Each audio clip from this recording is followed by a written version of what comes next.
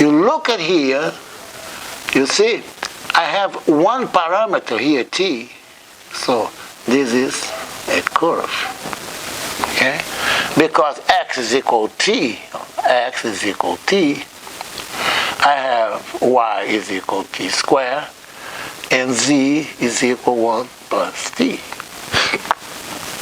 So, in this case, look how interesting. This implies, how many variables do I have here? I have 4 variables. How many equations? 3 equations.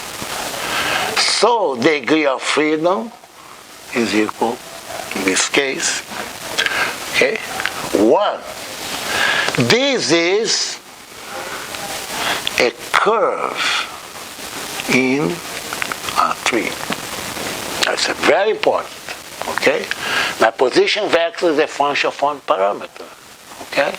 So this is a curve.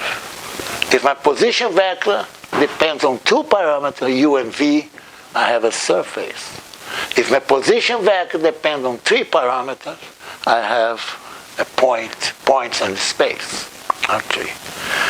Now, I'll stop here, and we are going to use this important concept. Okay? This should be given at the beginning of any courses talking about coordinates, okay? Degree of freedom. It's very, very important.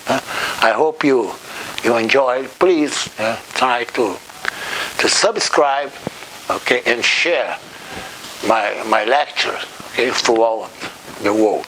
Okay? Thank you.